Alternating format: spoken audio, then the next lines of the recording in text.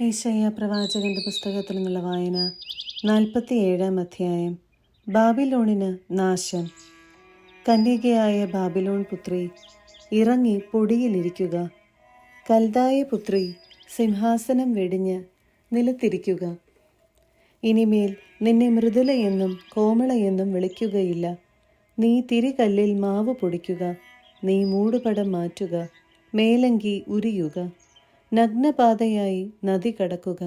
നിന്റെ നഗ്നത അനാവൃതമാകും, നിന്റെ ലജ്ജ വെളിപ്പെടുകയും ചെയ്യും. ഞാൻ പ്രതികാരം ചെയ്യും, ആരെയും ഒഴിവാക്കുകയില്ല.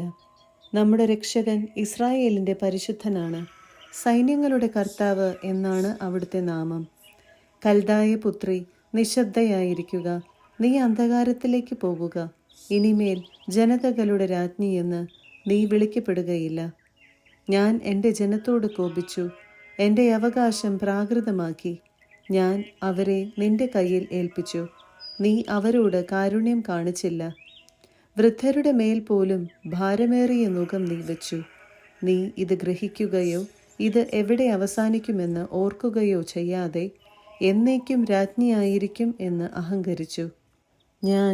ഞാനല്ലാതെ മറ്റാരുമില്ല, ഞാൻ വിധവയാവുകയില്ല, പുത്രനഷ്ടം ഞാൻ അറിയുകയില്ല എന്ന് സങ്കൽപ്പിച്ച് സുരക്ഷിതയായിരിക്കുന്ന സുഖഭോഗിനി, ശ്രവിക്കുക. ഇത് രണ്ടും ഒരു ദിവസം, ഒരു നിമിഷത്തിൽ തന്നെ നിനക്ക് ഭവിക്കും. നിന്റെ ക്ഷുദ്രപ്രയോഗങ്ങളെയും മാന്ത്രിക ശക്തിയെയും മറികടന്ന് പുത്രനഷ്ടവും വൈധവ്യവും അവയുടെ പൂർണ്ണതയിൽ നീ അനുഭവിക്കും. ക്രൂരതയിൽ നീ സുരക്ഷിതത്വം കണ്ടെത്തി, ആരും കാണുന്നില്ല എന്നു നീ വിചാരിച്ചു.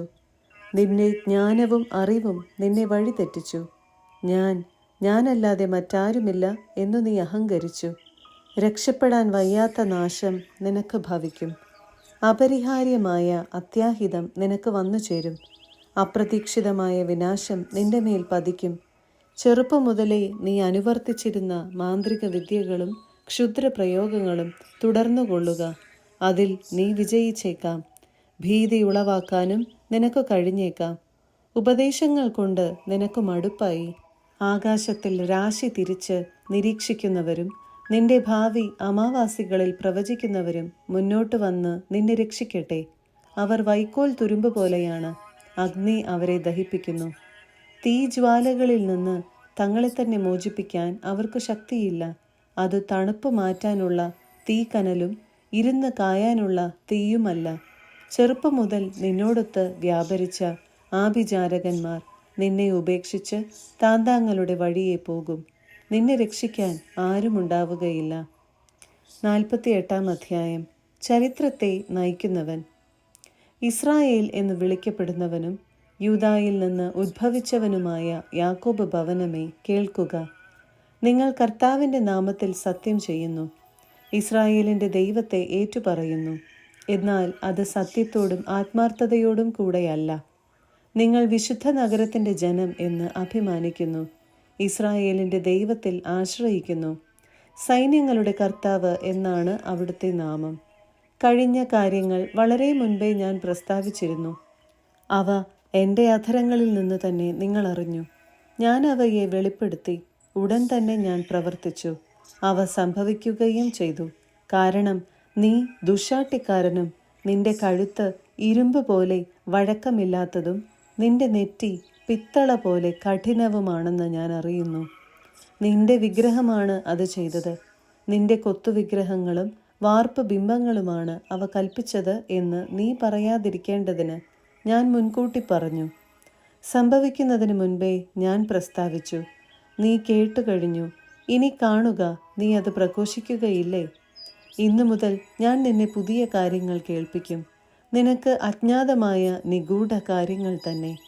എനിക്ക് അത് അറിയാമായിരുന്നു എന്ന് നീ പറയാതിരിക്കേണ്ടതിന് അവയെ വളരെ നാൾ മുൻപല്ല, ഇപ്പോൾ സൃഷ്ടിച്ചതാണ്. നിങ്ങൾ അവയെപ്പറ്റി കേട്ടിട്ടില്ല. നീ ഒരിക്കലും കേൾക്കുകയോ അറിയുകയോ ചെയ്തിട്ടില്ല. പണ്ട് മുതലേ നിന്റെ കാത് അടഞ്ഞാണ് ഇരുന്നത്. നീ വഞ്ചന കാണിക്കുമെന്നും ജനനം മുതലേ കലഹക്കാരനായി അറിയപ്പെടുമെന്നും ഞാൻ മനസ്സിലാക്കിയിരുന്നു. എൻ്റെ നാമത്തെ പ്രതി ഞാൻ കോപം അടക്കി. എൻ്റെ മഹിമയ്ക്കായി നിന്നെ വിച്ഛേദിക്കാതെ ഞാനത് നിയന്ത്രിച്ചു. ഞാൻ നിന്നെ ശുദ്ധീകരിച്ചു, എന്നാൽ വെള്ളി പോലെയല്ല. കഷ്ടതയുടെ ചൂളയിൽ നിന്നെ ഞാൻ ശോധന ചെയ്തു. എനിക്ക് വേണ്ടി, അതെ, എനിക്ക് വേണ്ടി മാത്രമാണ് ഞാൻ ഇത് ചെയ്യുന്നത്. എൻ്റെ നാമം എങ്ങനെ കളങ്കിതമാകും? എൻ്റെ മഹത്വം ഞാൻ ആർക്കും നൽകുകയില്ല. യാക്കോബേ, ഞാൻ വിളിച്ച ഇസ്രായേലേ, എൻ്റെ വാക്കു കേൾക്കുക. ഞാൻ അവനാണ്, ആദിയും അന്തവുമായവൻ. എൻ്റെ കരങ്ങൾ ഭൂമിക്ക് അടിസ്ഥാനമിട്ടു. എൻ്റെ വലത്തുകൈ ആകാശത്തെ വിരിച്ചു. ഞാൻ വിളിക്കുമ്പോൾ അവ എൻ്റെ മുൻപിൽ ഒന്നിച്ച് അണിനിരക്കുന്നു. നിങ്ങൾ ഒന്നിച്ചുകൂടി ശ്രവിക്കുവിൻ. അവരിൽ ആരാണ് ഇവയെല്ലാം പ്രസ്താവിച്ചത്? കർത്താവ് സ്നേഹിക്കുന്ന അവൻ ബാബിലോണിനെ കുറിച്ചുള്ള അവിടുത്തെ തീരുമാനം നടപ്പിലാക്കും. അവൻ്റെ കരങ്ങൾ കൽദായർക്ക് എതിരെ ഉയരും. ഞാൻ, അതെ, ഞാൻ തന്നെയാണ് അവനോട് സംസാരിച്ച് അവനെ വിളിച്ചത്. ഞാൻ അവനെ കൊണ്ടുവന്നു. അവൻ തൻ്റെ മാർഗത്തിൽ മുന്നേറും. എൻ്റെ സമീപം വന്ന് ഇത് കേൾക്കുക. ആദ്യം മുതലേ ഞാൻ രഹസ്യമായല്ല സംസാരിച്ചത്. ഇവയെല്ലാം ഉണ്ടായപ്പോൾ ഞാനുണ്ട്. ഇപ്പോൾ ദൈവമായ കർത്താവ് എന്നെയും അവിടുത്തെ ആത്മാവിനെയും അയച്ചിരിക്കുന്നു.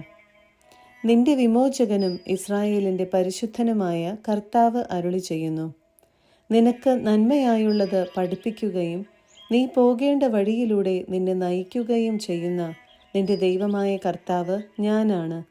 നീ എൻ്റെ കൽപ്പനകൾ അനുസരിച്ചിരുന്നെങ്കിൽ നിന്റെ സമാധാനം നദി പോലെ ഒഴുകുമായിരുന്നു, നീതി കടലലകൾ പോലെ ഉയരുമായിരുന്നു.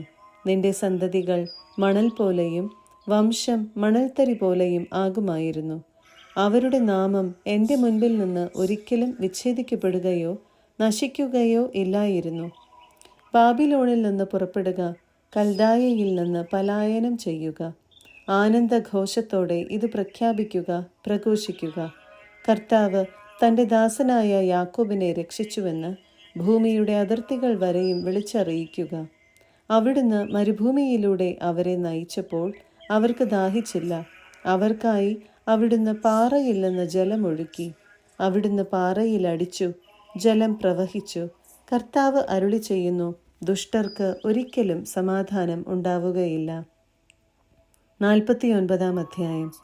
കർത്താവിൻ്റെ ദാസൻ 2. തീരദേശങ്ങളെ, വിദൂര ജനതകളെ, എൻ്റെ വാക്കു കേൾക്കുവിൻ. ഗർഭത്തിൽ തന്നെ എന്നെ കർത്താവ് വിളിച്ചു. അമ്മയുടെ ഉദരത്തിൽ വെച്ച് തന്നെ അവിടുന്ന് എന്നെ നാമകരണം ചെയ്തു. എൻ്റെ നാവിനെ അവിടുന്ന് മൂർച്ചയുള്ള വാളുപോലെയാക്കി. തൻ്റെ കൈയുടെ നിഴലിൽ അവിടുന്ന് എന്നെ മറച്ചു. എന്നെ മിനുക്കിയ അസ്ത്രമാക്കി തൻ്റെ ആവനാഴിയിൽ അവിടുന്ന് ഒളിച്ചുവെച്ചു. ഇസ്രായേലേ, നീ എൻ്റെ ദാസനാണ്, നിന്നിൽ ഞാൻ മഹത്വം പ്രാപിക്കും എന്ന് അവിടുന്ന് അരുളി ചെയ്തു. ഞാൻ പറഞ്ഞു, ഞാൻ വ്യർത്ഥമായി അധ്വാനിച്ചു. എൻ്റെ ശക്തി വ്യർത്ഥമായും നിഷ്ഫലമായും ചിലവഴിച്ചു. എങ്കിലും എൻ്റെ അവകാശം കർത്താവിലും പ്രതിഫലം ദൈവത്തിലുമാണ്. യാക്കോബിനെ തിരികെ കൊണ്ടുവരാനും ഇസ്രായേലിനെ തൻ്റെ അടുക്കൽ ഒന്നിച്ചു ചേർക്കാനും ഗർഭത്തിൽ വച്ച് തന്നെ എന്നെ തൻ്റെ ദാസനായി രൂപപ്പെടുത്തിയ കർത്താവ് അരുളി ചെയ്യുന്നു. എന്തെന്നാൽ കർത്താവ് എന്നെ ആദരിക്കുകയും എൻ്റെ ദൈവം എനിക്ക് ശക്തിയാവുകയും ചെയ്തിരിക്കുന്നു. അവിടുന്ന് അരുളി ചെയ്യുന്നു, യാക്കോബിൻ്റെ ഗോത്രങ്ങളെ ഉയർത്താനും ഇസ്രായേലിൽ അവശേഷിച്ചിരിക്കുന്നവരെ ഉദ്ധരിക്കാനും നീ എൻ്റെ ദാസനായിരിക്കുക വളരെ ചെറിയ കാര്യമാണ്.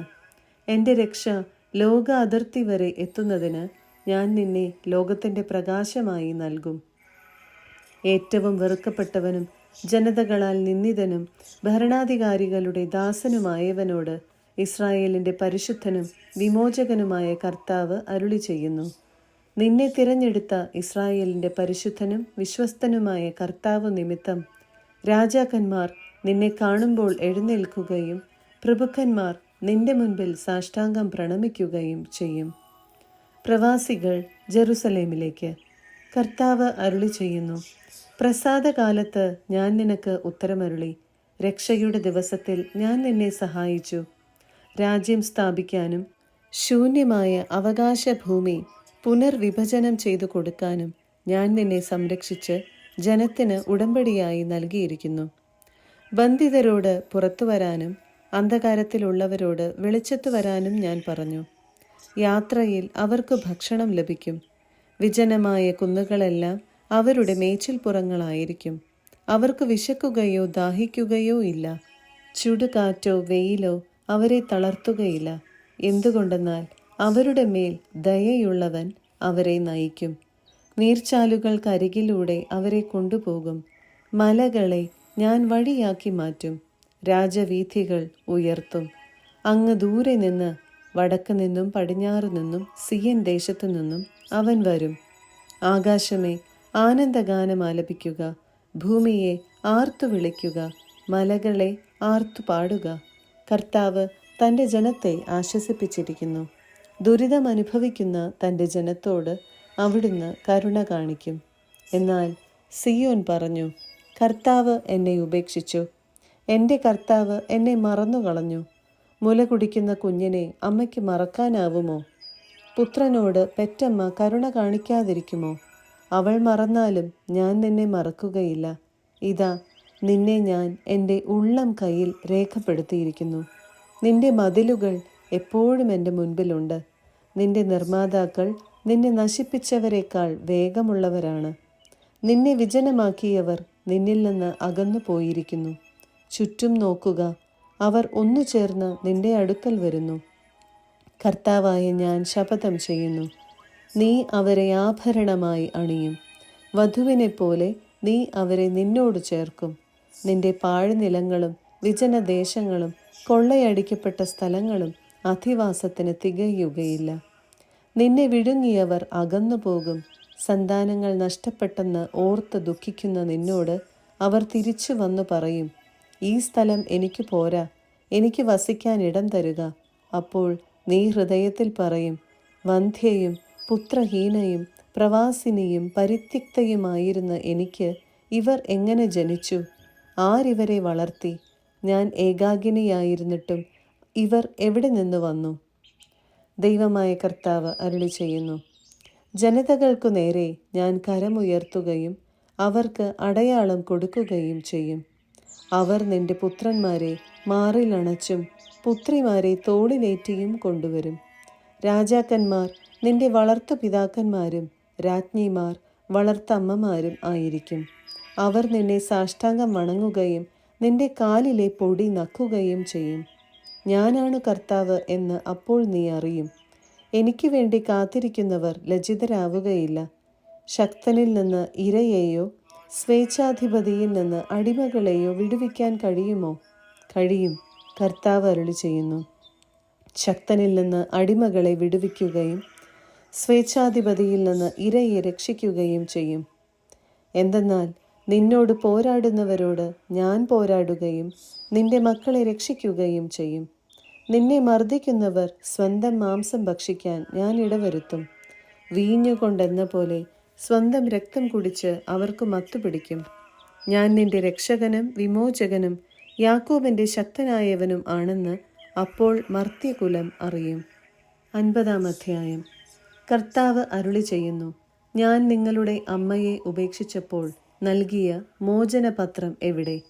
എൻ്റെ കടക്കാരിൽ ആർക്കാണ് നിങ്ങളെ ഞാൻ വിറ്റത്? നിങ്ങളുടെ അകൃത്യങ്ങൾ നിമിത്തം നിങ്ങൾ വിൽക്കപ്പെട്ടു. നിങ്ങളുടെ അപരാധ നിമിത്തം നിങ്ങളുടെ മാതാവ് ഉപേക്ഷിക്കപ്പെട്ടു. ഞാൻ വന്നപ്പോൾ അവിടെ ആരുമില്ലായിരുന്നത് എന്തുകൊണ്ട്? ഞാൻ വിളിച്ചപ്പോൾ എന്തേ ആരും വിളി കേട്ടില്ല? രക്ഷിക്കാനാവാത്ത വിധം എൻ്റെ കരം കുറുകിപ്പോയോ? അഥവാ മോചിപ്പിക്കാൻ എനിക്ക് ശക്തിയില്ലേ? എൻ്റെ കൽപ്പനയാൽ ഞാൻ കടൽ വറ്റിക്കുകയും നദികളെ മരുഭൂമിയാക്കുകയും ചെയ്യുന്നു.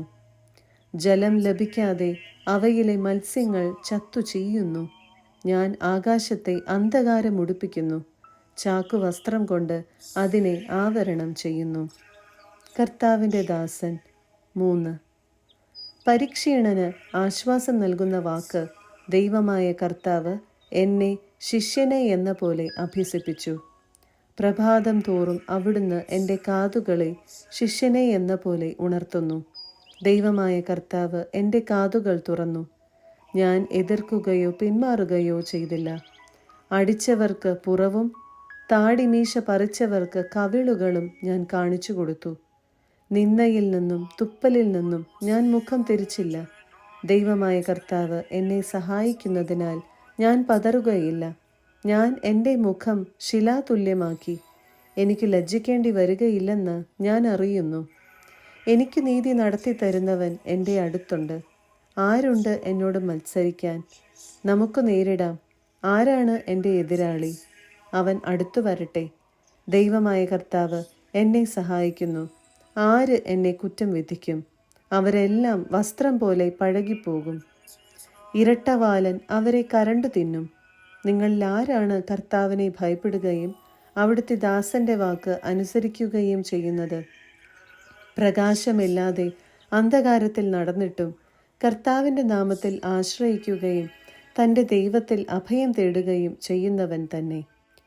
തീ കൊളുത്തുകയും തീക്കൊള്ളികൾ മിന്നിക്കുകയും ചെയ്യുന്നവരെ, നിങ്ങൾ കൊളുത്തിയ തീയുടെയും മിന്നിച്ച തീക്കൊള്ളിയുടെയും പ്രകാശത്തിൽ സഞ്ചരിച്ചു കൊള്ളുവിൻ. നിങ്ങൾ പീഡനമേറ്റു തളർന്നു കിടക്കും.